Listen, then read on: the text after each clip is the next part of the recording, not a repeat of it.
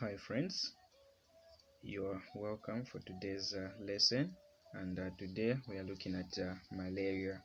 So pay attention as we are going to discuss this condition. It is very common in a number of locations, and somewhere it is said to be endemic because it is found at the larger levels within the specified community.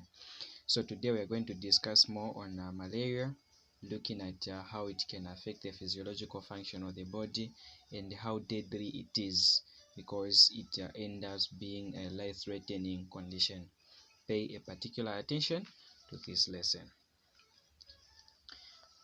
When you say malaria in this case, in terms of the definition, we're saying that malaria is a protozoan infection of red blood cells transmitted by a bite of a blood-feeding female anopheles mosquito. So what we are concerned with in this case, first thing that you need to understand is that this malaria, it is caused by the parasite that actually attacks the red blood cells.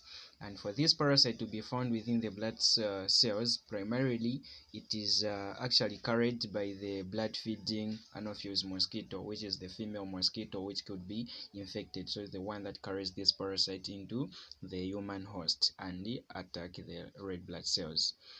So we're saying that it is transmitted through the bite of an infected female mosquito belonging to the genus Anopheles. That's why in the definition we talked about the Anopheles mosquito. So this Anopheles is just the genus where this mosquito belongs to.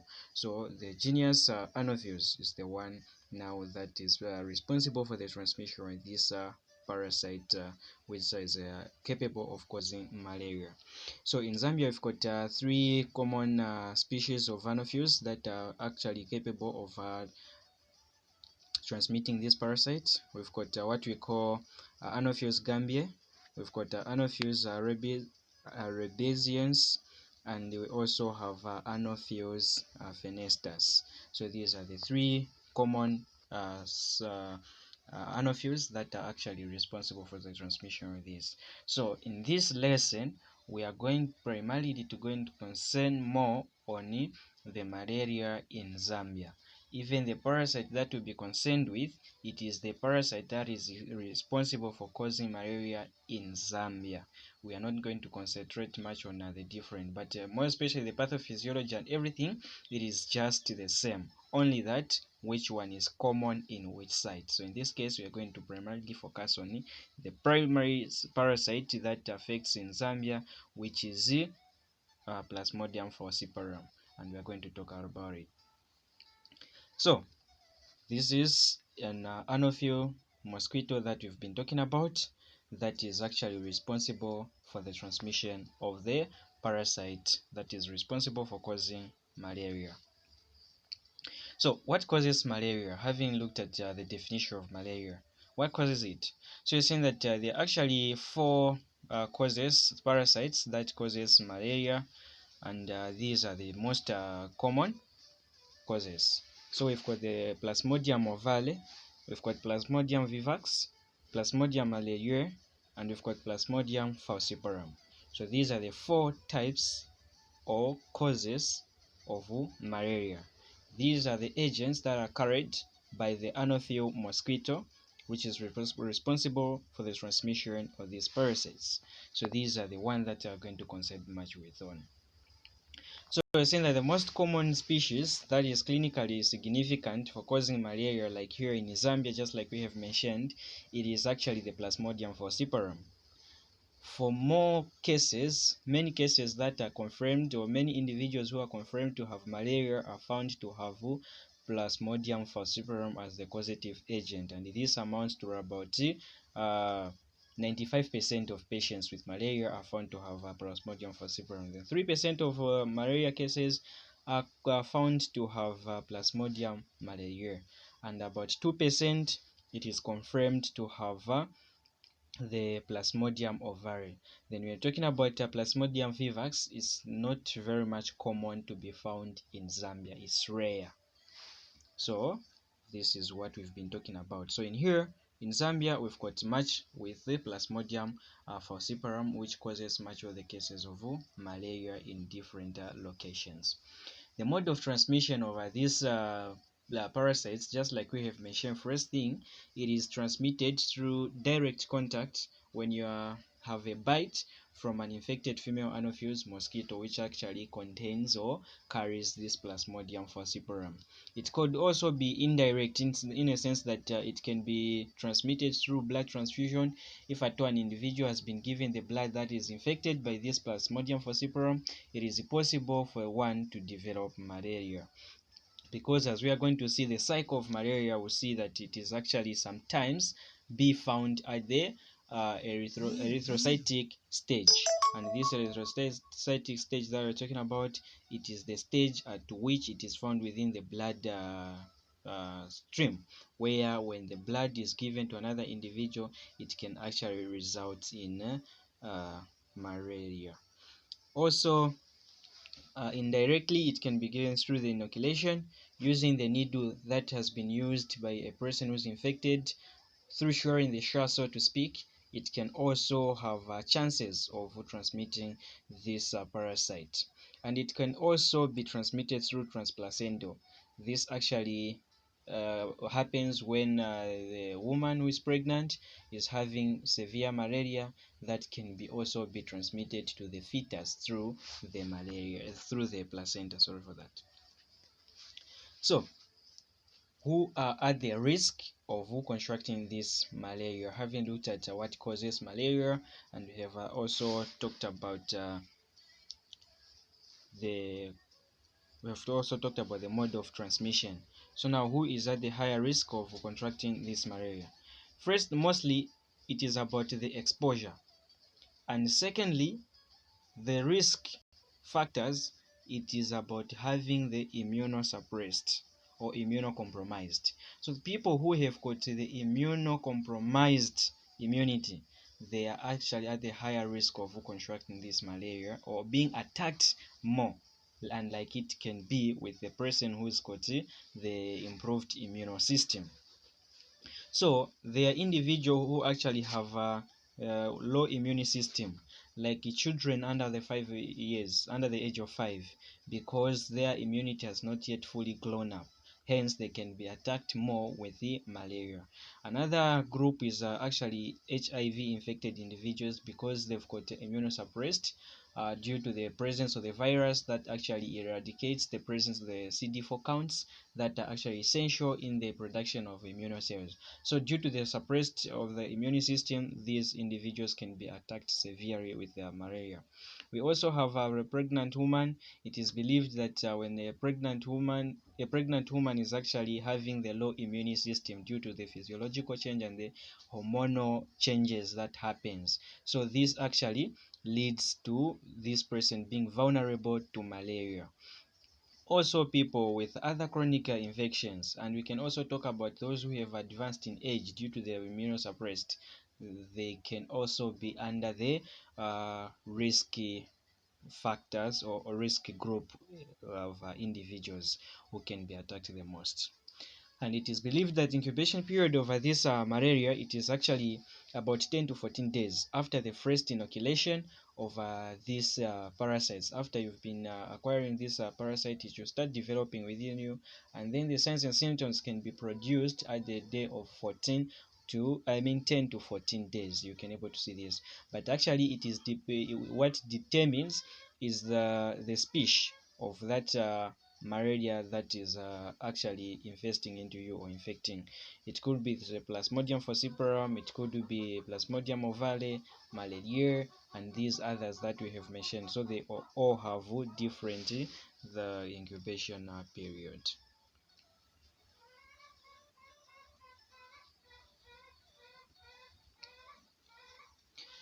The life cycle of malaria. We are going to talk about the life cycle of malaria, which is in two. The life cycle, it could be in man and also in the mosquito as the vector. So we are going to talk about in both, how the malaria develops in both species of individuals, which is the human and also in the mosquito. So we start with in human. So first thing, in human, a person has to sustain a bite from an infected mosquito, which contains the parasites essential for causing malaria. In this case, let's talk about the Plasmodium falciparum. So the Plasmodium falciparum is going to be ingested, or rather inoculated, within the individual from the female feeding Anopheles mosquito, which is infected by it. And this, it is going to inoculate the sporozoites. This parasite, it is going to be in form of the sporozoites. So when these sporozoites are inoculated within an individual, they are going to go into the liver. And this is at the stage that we call pre-erythrocytic or exoerythrocytic phase, because they are not in the red blood cells. Remember, in the definition, we talk about them being the parasites that attacks the red blood cells. So before they start attacking the blood cells, at the level of, or at the stage of sporozoids, they are going to go in the liver for further development. So in the liver, they are going to infiltrate in the hepatic parenchymal cells, which are actually the functional cells of the liver. So when they infiltrate there, they are going to develop into the hepatic schizones. So these hepatic schizones are going to come from the sporozoites due to the developmental stages that are taking place at the stage where they are in the liver. So within 2 to 3 weeks, just like we have mentioned as being the incubation period, which is 14 days in this case, they are going to actually, within 2 to 3 weeks of infection, the hepatic schizones, they're going to rupture and releases the merozoites into the bloodstream.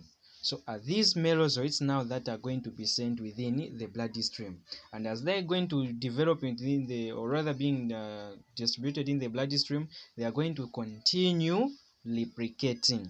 And this replicating, now at this stage, we are going to call it erythrocytic stage, because they are now within the bloodstream and they are going to start feeding on the hemoglobin, which is the red pigment found in the red blood cells. So within 2 to 4 days after being sent into the bloodstream, these merozoites are going to continue replicating and infecting the other blood cells that were unaffected, and making another new cycle of erythrocytic parasitism. We are just talking about the life cycle, how it goes with these sporozoites, or rather the agent of malaria. So when they form this new cycle of erythrocytic parasitism, they will further start to increase in number, which is the replication that will be taking place within the bloodstream. And these merozoites now, because now they've developed within the erythrocytes, they are going to produce the signs and symptoms that can be seen. There will be chills and a fever in the patient that is going to denote the presence of the parasites, or that will symbolize the presence of malaria. And as the replication is taking place, they are going to, these are merozoites that are going to form the sexual forms, which are gametocytes. They're going to form the gametocytes that are going to be found within the bloodstream.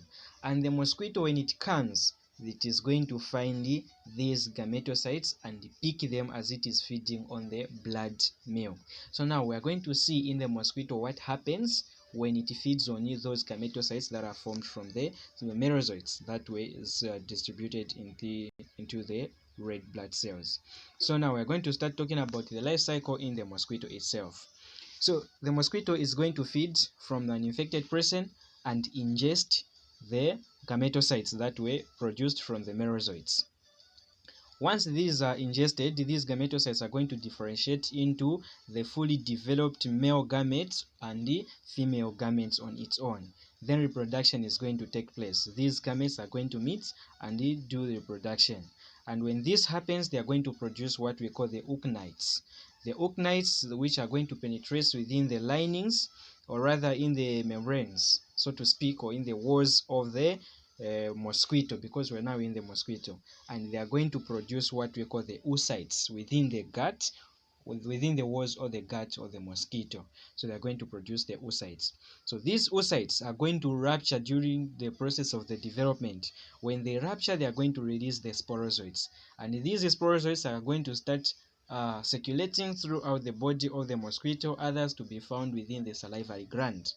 And as they are in the salivary gland, the mosquito is going to feed on the blood meal on a person who is not infected, and as they are feeding on this blood meal, they are going to inoculate isolate these sporozoites into the human and forming another cycle in human, just like the previous slides we have been talking about. So that's how the malaria parasite goes, or that's how it circulates, that's how it keeps on surviving on two hosts.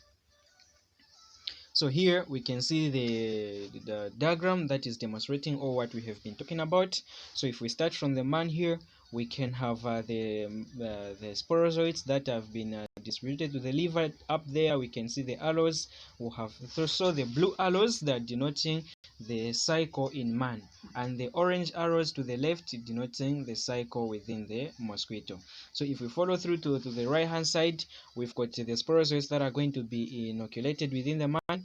Then they are going to go in the liver for developmental stages, and in the liver they are going to infect the parenchymal liver cells, where the development is going to start taking place. From there they are going to develop from the sporozoites into hepatic schizoids. Then these schizoids, they are going to start replicating and they're producing the merozoites, just like we have talked about. So the merozoites are going to form the gametocytes. So remember, in the liver, there are those parasites that are going to remain, whilst others are going to be distributed within the bloodstream. So those that are going to be distributed in the bloodstream are going to form the gametocytes, and these gametocytes are going to be picked by the mosquito that will be feeding from the man, and it continues the life cycle, all that we have talked about. From the the gametocytes, they are going to fully mature into female and male gametes, where reproduction is going to take place, and they are going to change into the oognites. From oognites, it is going to come into the oocytes. The oocytes up to the sporozoites that are going to be also inoculated within the man and forming another new cycle. So this is how it goes.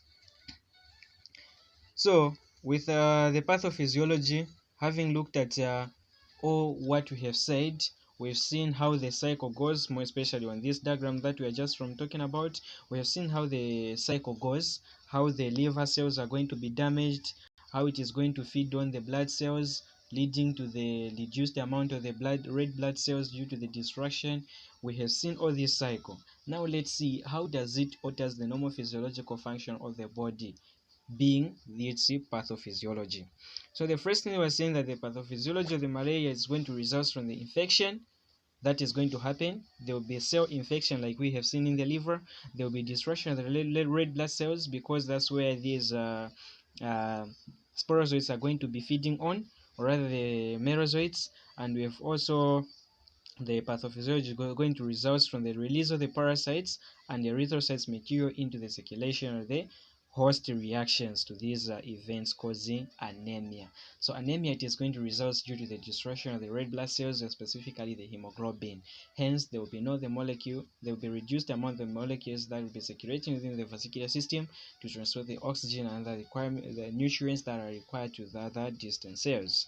So in this case, we are saying that the Plasmodium falciparum malaria is going to infect the erythrocytes and also sequesters in the microcirculation. So the sequester that we're talking about here is the saturation of these red blood cells. After being infected, these red blood cells are going to be isolated from the vascular system into the microcirculation. So these microcirculation are just the small blood vessels that are essential in transporting the blood from the large vessels into the tissues themselves. So we are saying that they are going to be isolated. The erythrocytes are going to be isolated, and they going to into the microcirculatory system. And now what happens in this microcirculatory system? The flow of blood within these systems are going to be impaired. How? We are saying that in Plasmodium falciparum, the parasites, it is going to display the adhesive protein, which is called the histidine rich protein, which is actually going to enhance these red blood cells to adhere to the blood vessels, those in microcirculation flow, or rather the small blood vessels. They are going to adhere to the walls of those white blood vessels, forming what we call cytoadherence. And when this happens, the adherence of the white blood cells to the to the walls or the blood vessels, it is going to cause the adhesion or the walls and the blockage or obstruction of those blood vessels that transport blood to the organs like the brain, the heart, the spleen, the intestine, the lungs, which are the vital organs, which is going to deprive the supply of blood to those or rather vital organs. And when this happens, there are consequences that are going to be elicited due to the fact of the adhesion or adhesion of these erythrocytes to the walls of the blood vessels. What are those consequences? We're saying that the sequestration occurs, which is the isolation of those red blood cells, whereby erythrocytes, which contains the mature form of Plasmodium falciparum, are going to adhere to microvascular and it disappearing from the circulation because they are going to stop circulating due to the adhesion that has happened. And when this happens, the parasitized erythrocytes are going to be attached to the endothelium, do not circulate. You get it? Those erythrocytes that have been affected with Plasmodium falciparum, that's going to stop circulating due to the fact that they've been attached to the microvascular, and the person will have a reduced amount of the blood that will be circulating, and the blood is going to be containing the parasites that are at their matured stage. So the capillaries of deep organs, they are going to become obstructed due to the fact that those blood that contains the parasites are not circulating and they have attached to the microvascular. Then they are going to result in the blood vessels obstruction, those that carries the blood to the vital organs, and this is going to result in ischemia, which is the deficiency or no supply of blood to the organs or tissues, and it is also going to lead to a hypoxia, which is the reduced amount of oxygen within the tissues due to the fact that the red blood cells are no longer circulating. And also we are going to have the brain, kidney and lungs damage due to the hypoxia that is going to result to these organs, the vital organs. And we are going to see that due to this, it is going to result in an inflammation, and an inflammation, it is going to result in the vascular permeability. The permeability of the vessels is going to increase, in that the tissues, or rather the blood vessels, are going to start losing blood into the extravascular spaces, leading to edema, which is the accumulation of the fluid within the tissues. And this is the one that is going to result in the complications of malaria. And some of these complications that we are going to see, the cerebral malaria, which is the malaria of the brain, where the brain, because it's not being supplied with enough blood, it is going to result in the damage of the tissues of the brain. We're going to also to see the black water fever, where there's a high destruction of the red blood cells that is going to result in the sign where the blood will be containing the blood, or the urine will contain the blood. And also going to see complications in pregnancy, whereby even the fetus is going to be infected by this presence of the parasites. The possible signs and symptoms that we are going to see in the person who is having malaria, who have the fever. Fever is going to result due to the antibody-antigen reaction that will be present, and also the stimulation of the hypothalamus due to the presence of these parasites. And this pre-fever, it is going to represent in different areas or criteria. We'll have the cold stage, hot stage, and the sweating stage. At the cold stage, this is a situation whereby the person is feeling cold, is even shivering, and whereby the temperature, it is actually at its episodes. It is having the whereby the temperature, it is high, but the person will be feeling cold. And like it is demonstrated here, we're saying that the temperature is rapidly elevated, reaching its highest at 40 degrees Celsius, where the patient is feeling cold whilst the temperature is high. And also we have the stage of hot stage, where the patient will be feeling very hot and very confused, and it can also be at the coma, whereby due to the reduced circulatory flow that we have seen in an instance whereby erythrocytes are adhering to the walls of the microvascular. And at this stage, the person can also be vomiting because of the stimulation of the hypothalamus and other reflux that are being stimulated. It is going to induce the vomiting stimulation. And also the patient may be complaining of heat in the inside the body, but outside the body will be feeling cold. These are the episodes of fever that we are talking about. There will be cold stage, hot stage, and the likes.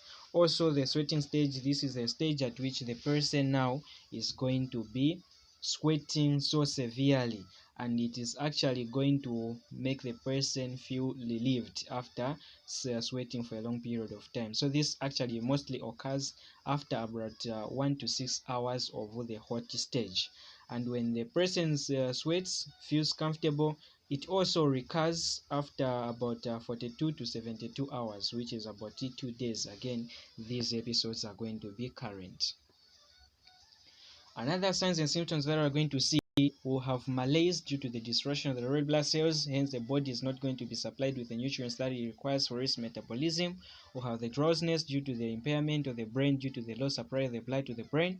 Will have abdominal pains due to the fact that the liver cells are going to be damaged, and the liver is just the organ that is found in the abdomen, and due to the fact that it's going also to be damaged, will have the right hypochondriac region pain of the abdomen. We also have hepatosplenomegaly due to the fact of hepatomegaly is just an enlargement of the liver due to the fact of an inflammation that will be current there, and also the spleen due to the fact that there's an increased destruction of the red blood cells, so it is going to be stimulated to release some stimulated in the production of the red blood cells, and also detecting the abnormal red blood cells that will be destroyed with the spleen. Hence, it is going to result in the hepatosplenomegaly, which is an enlargement of the spleen and the liver. Also have anorexia and nausea, because the liver is going to be damaged, and the liver, it is in conglomeration or in relationship with the bowel tree, where it is essential in the digestive mechanism. So when there's impairment in the digestion, also anorexia and nausea, it is going to result. Fatigue due to the fact of low supply of oxygen to the distant cells because of high destruction of the red blood cells and the hemoglobin. There will be convulsions in the brain because of its damage, because there will also be adhesion of erythrocytes in the microvascular that supplies the brain. So due to that, it can lead to convulsions or confusion, so to speak. There will be general body pains due to the reduction in the circulatory erythrocytes that are essential in the supply of nutrients and other oxygen molecules. We'll also have arthralgia, which is the joint pains due to the destruction of the very red blood cells. The mechanism still remains the same, because this is going to result in a systemic infection. Investigations that are going to be done in order to arrive at the diagnosis of malaria: you can do history taking, you can do physical examination, and the clinical presentation. So the history taking is going to tell you, you are going to have the subjective data from the patient about how they are feeling. They'll tell you about the pain in the abdomen that is localized at the right hypochondriac region. They are going to tell you about the history of nausea and vomiting, and also the loss of appetite. Also physical examination, you are going to palpate the abdominal growth of the liver and also the spleen that can be felt in the abdomen. Also under physical examination, you are going to see the yellow discoloration of the eyes and other membranes due to the fact of high destruction of the red blood cells. So there will be jaundice that is going to present. So all these information, they are going to be detected. You can also do the thick or thin blood film, or which is a slide examination that is going to show the presence of the parasites within the circulatory system. So you are going to correct the blood and view it on the microscope, that is going to isolate the presence of the parasites. Also, you can do the rapid diagnostic test. This is actually very common. I guess every one of us is aware of this one. That is actually going to detect the presence of the enzymes or antigens that are produced by the parasites. So if the RDT comes positive, it shows the presence of the malaria, but if negative, shows the absence of the malaria. So in this case, it is going to be positive. You can also do the blood count. That is going to rule the full blood count. Is going to show the reduced amount of hemoglobin, specifically to be hematocrit. It is going to show a reduced amount of hemoglobin due to the fact of the destruction of the red blood cells by the presence of the parasites within the blood, and this is going to show anemia due to the low levels of red blood cells. And we have seen that at its erythrocytic stage, these parasites is going to affect or infect the red blood cells. We are also going to do the blood sugar, which is going to result or to show hyperglycemia, which will be the presence of the parasites in the blood. And also you can do lumbar puncture, which is going to show the meningitis. Meningitis, this is just the inflammation of the meninges to the brain due to the fact that these parasites will have the capability of also affecting the brain, because we have seen that there will be the adhesion or cytoadhesion of the red blood cells within the microvascular, which is going to result in the inflammation of the vital organs that are not supplied with the blood in this case. The possible treatment that is going to be given to the person who is having this malaria, you're going to give anti-malaria. That actually going to eradicate the presence of the parasites that is within the blood circulatory system. So in this case, the drugs that are recommended, mostly that we are using, like here in Zambia, we've got lumefantrine, which is commonly known as Coartem.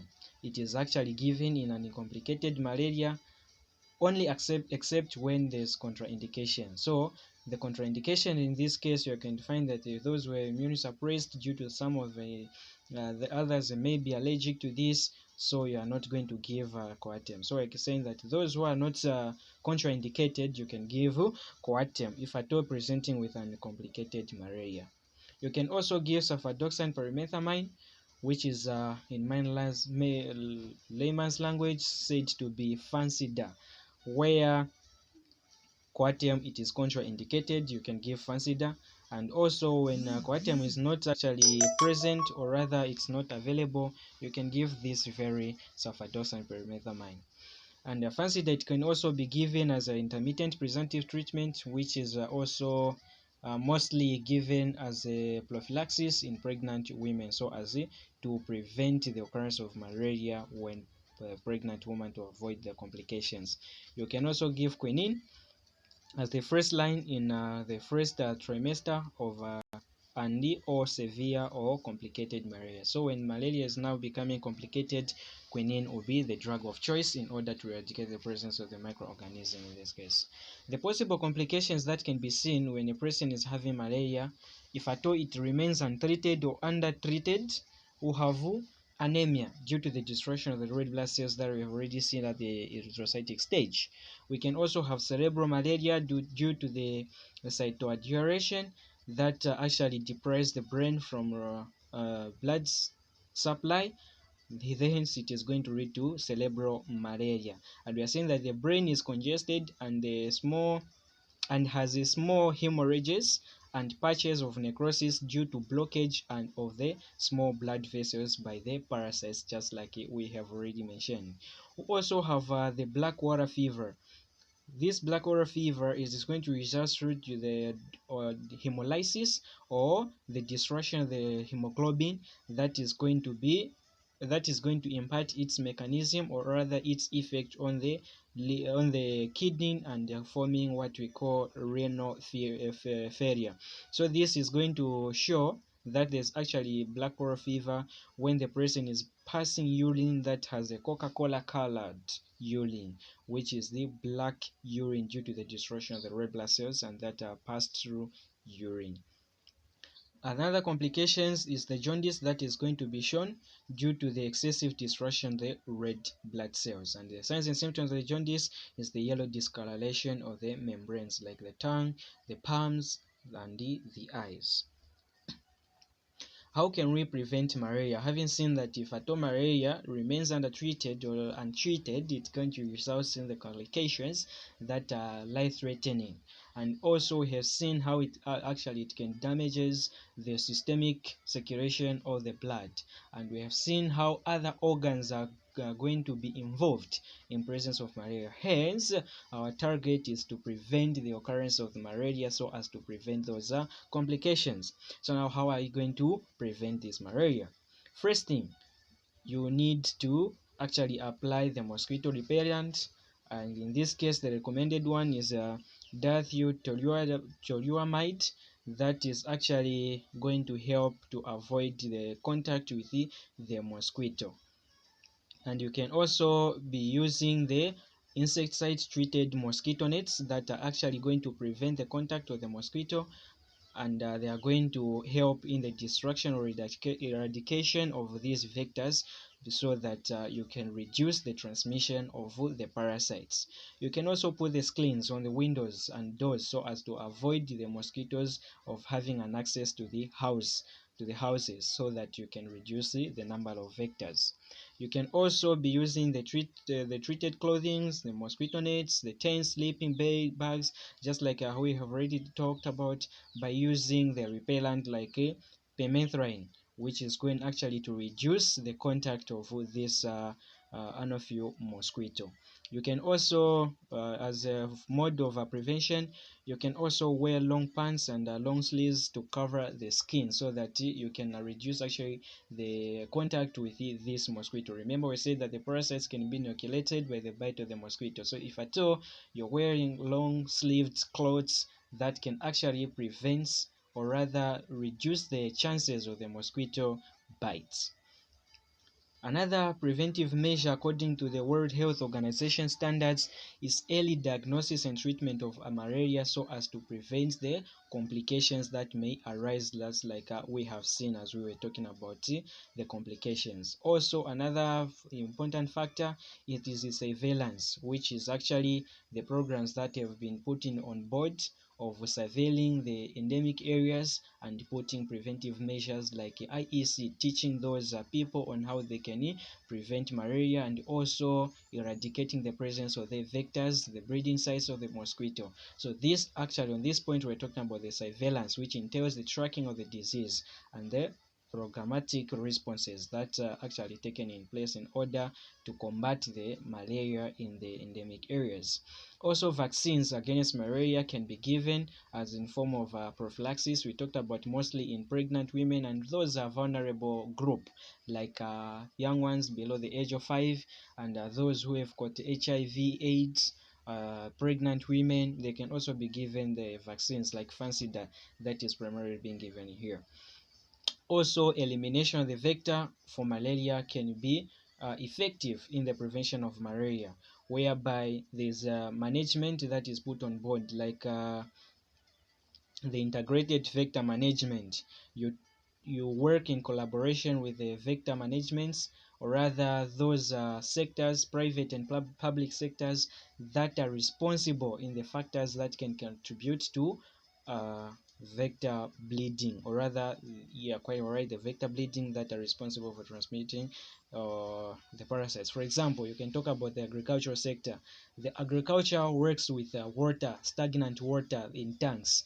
Those stagnant water can actually be the good media for the breeding site of the mosquito. So you can work in collaboration with them so as to use the pesticides that can actually eradicate the presence of the mosquito. You can also put in place the preventive measure as indoor residue spraying. This one, it actually works in spraying the houses so that you can kill the presence of the mosquito that can be present, so as to avoid the transmission of the parasites. Also, health education can yield good results, whereby the public is aware of what can actually causes malaria and how to prevent it. So the good health education can actually helps. So this has been malaria, and here we have summarized all what we have said about the 10 ways to prevent malaria. First thing, you need to cover up, just like the visual aid is demonstrating. Secondly, use effective repellents. Thirdly, get vaccinated, more especially those who are vulnerable. Fourthly, treat your clothes with recommended repellent so as to avoid the contact with the mosquito. You can fifthly, we are talking about the sleeping under the insecticide treated nets so as to kill the vectors, which is a mosquito that is responsible for transmission of the parasites.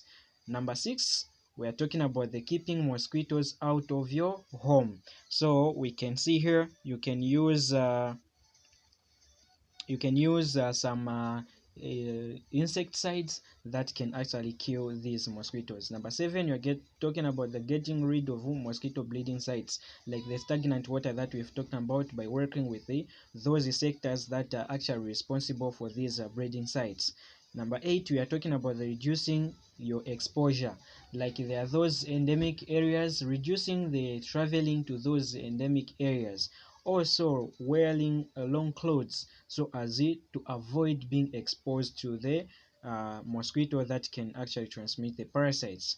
Also, number 9, it is talking about paying attention to the most vulnerable group, like prophylaxis in pregnant women, prophylaxis in those children who are at the age of 5 and below, and there are those who are actually HIV positive, those who are immunocompromised due to some chronic infections. Pay attention to those. Number 10, we are talking about knowing the signs and symptoms. In this case, we are concerned with the health education so that we can actually early diagnose the presence of malaria and treat its presence so as to avoid complication. So this has been it for today, friends. Thank you very much for your time. This brings us to the end of today's lesson.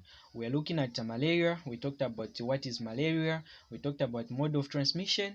We talked about the parasites, the species that are responsible for causing this. We talked about the life cycle.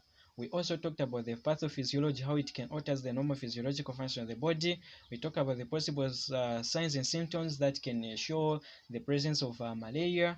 We also talked about the treatment, how you can treat malaria so as to avoid the complications, and we also ran through the complications, the possible complications that may arise if at all malaria remains undertreated or untreated. And we also talked about the preventive measures to put in place. These are preventive measures that we need to put in place ourselves and also to inculcate the public so that we can be aware of what can cause malaria. This is actually a fatal disease that needs to be prevented from occurring. Thank you very much for your time. I guess you've enjoyed today's lesson.